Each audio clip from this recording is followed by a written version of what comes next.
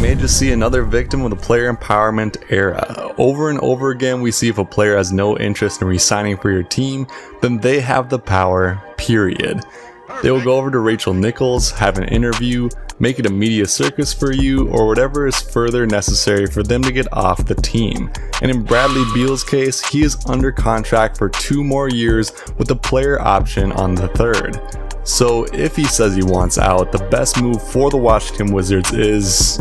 Hello amigos, welcome to Take Some Fuego. Today we take a look at the best possible Bradley Beal trades and what the Wizards would actually accept in return for one of the NBA's stars. Beal just had his career best year, averaging 30.5 points per game, and this was on one of the league's worst teams that somehow made it into the bubble. Analytics gave the Wizards a 2% chance of making the playoffs when play was suspended after Gobert's positive test. There's been reports that Beal has already complained, and there's already been some grumbling that he may be unhappy in Washington, meaning he may request a trade any day now, considering Washington has little to offer on that roster outside of him and Bertans, who's up for a contract and may leave in free agency. This has led to a lot of potential trade offers being thrown out there, so which one is best for Bradley Beal? One of the trade partners that makes most sense is Philadelphia. Look, we can pretend all we want that Ben Simmons and Joel Embiid are going to become contenders next year, but when you look at just how clunky they are, it makes no tangible sense why they would just all of a sudden click next year. And while Philly will likely wait out for a few months to see if they do magically click, they may start to look for a trade about halfway through the season, which may be a similar timeline as when Bradley Beal himself begins to look for a trade. Bradley Beal would fit with either Joel Embiid or Ben Simmons, and the values of these 3 stars should be roughly equivalent, plus or minus a small contract or draft pick. And if I'm Philly, I strongly prefer to trade Joel Embiid, as I've said in other videos. So a trade of 1.5 years of Joel Embiid for 1.5 years of Bradley Beal will be a pretty even trade. In Washington, you would have the opportunity of top center in the league talent and try to space the floor with shooters around him and keep Joel Embiid from taking too many 3-pointers. This would at least give them a great base to build around, and perhaps it is easier to find players who can shoot threes and hopefully at least one who can create for other players. On the Philadelphia side, this just clears things up in the paint for Ben Simmons, who could seriously be unlocked as the best shot creator in the league, not named LeBron James.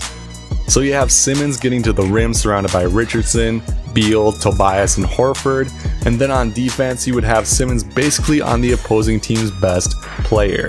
With Beal as a complementary shot creator, you could stagger minutes and have either Beal or Simmons on the court at all times during the 48-minute games, having very potent offense, but more importantly just fitting better spacing wise, and perhaps that is the move able to launch Philadelphia into contention. Another move that will make Beal perhaps the 3rd best player on this team would be the Golden State Warriors. The Warriors can basically come to this package in only one way. They would have to put up their draft pick on the table, whoever it ends up being, Andrew Wiggins or Draymond Green, along with the Minnesota pick included in the Wiggins-Russell trade. On the Warriors side, having 3 guards presents its own challenges, especially defensively, but offensively try stopping Curry, Klay, and Beal. It would start to look like an all-star team in Golden State as well, and with Beal able to be a secondary shot creator behind Curry, he would perhaps be even more effective, as defenses would have to respect Curry enough to commit multiple defenders to him, perhaps leaving more opportunities for Beal. On the Wizards side, I'm not going to lie, Andrew Wiggins doesn't do a lot for you, but a number 2 pick in the draft and Minnesota's future pick will be further pieces to build around, as Wizards would almost certainly be rebuilding after this trade. And with their high draft picks, along with 2 high draft picks in this trade, this should give a number of pieces depending how the lottery balls and front office shakes out. This would, I believe, be a good package for the Wizards, and I believe makes sense for both sides. How about adding Bradley Beal alongside Kevin Durant and Kyrie Irving? The package for Bradley Beal would include Caris LeVert, Spencer Dinwiddie, and Jarrett Allen.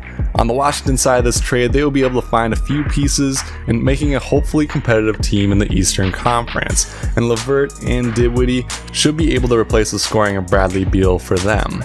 On the Nets side, although there may be some problems defensively in the backcourt, offensively, they would instantaneously become one of the best offenses in the league. You have 3 of the best shot creators in the game on one team together, and all 3 of them would demand a lot of respect and could space the floor for each other very well. Considering the Nets were a playoff team this year, if you add Kevin Durant and swap out a few players for Bradley Beal, you likely instantaneously have a contender in Brooklyn as well. These trades will only come to fruition if Beal demands a trade. The front office of Washington has made that very clear. They fully intend to keep and re-sign Beal after his contract expires. I have a hard time believing that Beal fully intends to keep signing contracts on a team that is about 14 players short of being title contenders, and if he's going to request a trade, will probably do so by the trade deadline this year. So what scenario makes the most sense? Lining up with Steph Curry and Klay Thompson? How about Philadelphia's secondary playmaker? Or would the trade bring him to New York City? What do you think? Let me know in the comments. For more videos, including more trades for Joel Embiid himself, check out the video on the screen, and be sure to subscribe to the channel for more Trade Machine magic.